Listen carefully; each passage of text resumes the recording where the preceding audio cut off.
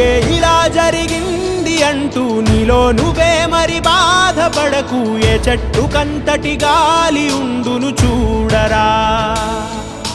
నీ చిక్కులన్నవి తీరవంటూ ఎక్కిళ్ళు పెడుతూ ఆగిపోకు. ధైర్యంగా వెతుకు దారి దొరుకును సోదరా.